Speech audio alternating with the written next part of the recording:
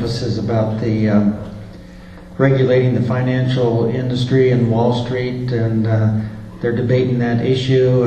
Where do you stand? Are you supporting more regulations on Wall Street and financial institutions, or would you be against that? That's for everyone.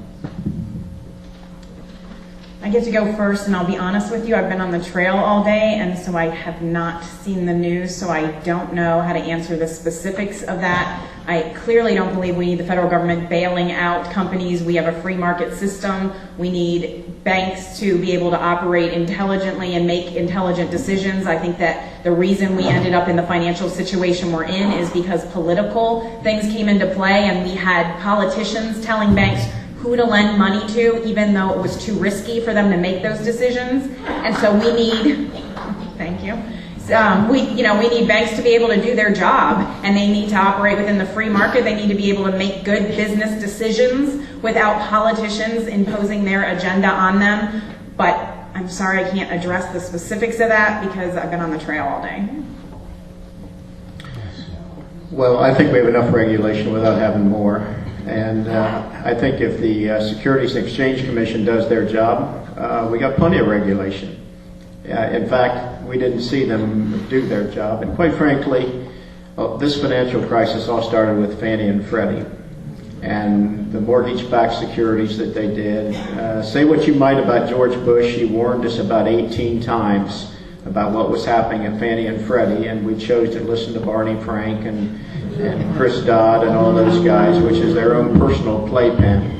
This legislation would create a $50 billion slush fund, or a fund to bail out the companies that end up failing, which means, and they're supportive of that, which means they'll be bailing it out again, and you're going to end up paying the cost for that. I was chairman of a $10 billion company regulated by the Farm Credit Administration. They did an outstanding job. And I'll tell you more about it later.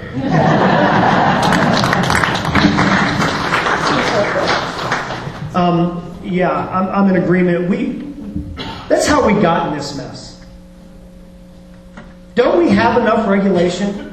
I mean, let's make sure it's really clear, or we need to make it really clear that we understand that it was the government who regulated banks and forced them to make loans to a whole bunch of people that could not afford loans.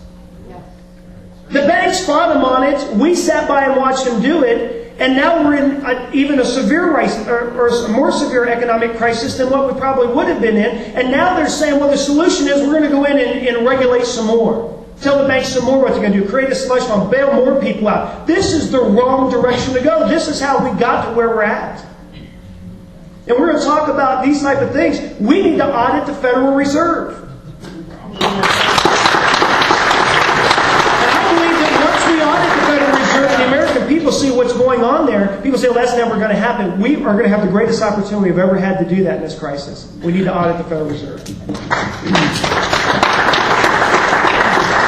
I would concur with that. The question, with the Federal Reserve, I also believe that. I don't want to sound like a broken record. Who regulates the regulators? It seems like we just more regulation after more regulation after more regulation after more regulation. And it's because we have dishonesty problems in America. Now see, they say, well, Coach, that's so simplistic. Well, a lot of times the solution is simplistic, isn't it? And the fact is, we have robber barons in control of the financial system in America. The Federal Reserve, Tim Geithner, all of that stuff. But it's not just Tim Geithner, it's on both sides of the aisle. And I wish there was an easy solution, but I can promise you this. If they regulate it, they'll find a lawyer to get through the regulation, and then they'll have to write new regulations so another lawyer can figure out another way through the Amen. That's what's going on.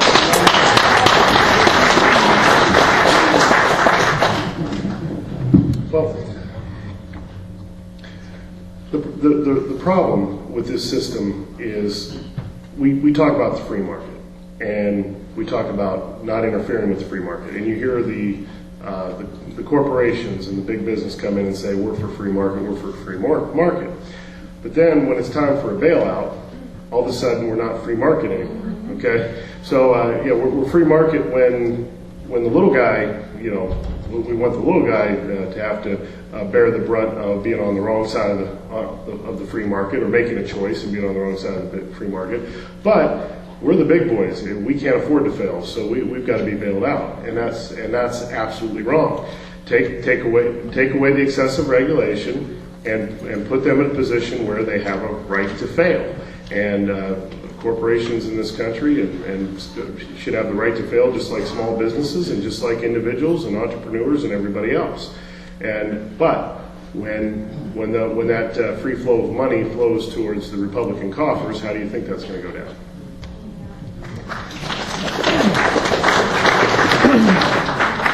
You know, to me, if you just think common sense, you know, if you were going to stand before a judge, you should seek advice of a lawyer. If you're going in business, maybe you should talk to some people who's been around business. If you're going to start a farm, you should talk to people around agriculture. Why do we think congressmen have the answers for banking? That doesn't make any sense to me at all. I wouldn't know how to run a bank. I've not run a bank. I've never been in charge of a bank. Why do we let our congressmen control banking regulations when they have no clue what they're doing? Why don't we let banks decide what is the best situation for banks? You know, Fannie Mae and Freddie Mac was the problem to this solution. They forced the banks to give loans to people the banks did not want to give to, and all of a sudden we had a lot of new home buyers because people that didn't have credit were able to buy a home, so it made the housing prices skyrocket. And a lot of us loved that because the value of our house was going up, so we were turning an eye to the big bubble that was going on. But when it collapsed and now the value of our houses are going back down because those people are no longer in the buying market, we see that it was a mistake. But businesses should succeed or fail because we all learn from our mistakes.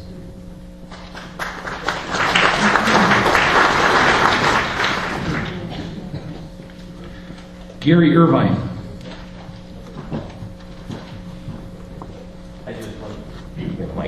Just for a minute, I'd like to thank the participants here. The time constraints tonight are really tight, and please, I would just like to tell you, visit our websites if you have any more information, or do visit them in the lobby, please.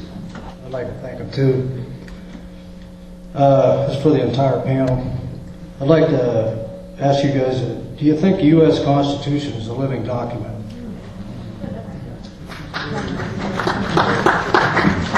Well, believe me, it's a challenge to get everything in a minute, and I didn't have a chance in the last question to talk about derivatives or hedge funds or other things that were a topic of discussion today. I checked there that I believe that the Constitution is a living document, and I apparently misunderstood the question. What I mean when I say that I believe it's a living document, I mean it's just as applicable today as it was when the founding fathers come up with it. Now, that doesn't mean that I think that we should all kind of modernize it and somehow take away from what they did and the philosophical principles they come up with many years ago. Those philosophical principles you can take to the bank. There's times that issues come up, and one came up with with slavery, that we amended the Constitution.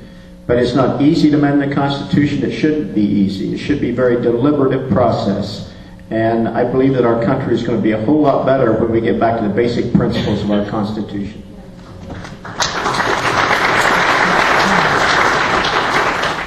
Yeah, I do not believe that the Constitution is a living document from the perspective that most today refer to it. You know, they talk about, hey, this document's living, so we can reinterpret it. No, there's only one way to interpret the Constitution. That's the way it was written. And there's the original intent. There's a process that you come to original intent. I won't go into all that for the sake of time. But it's not rocket science. It's just intelligence, common sense.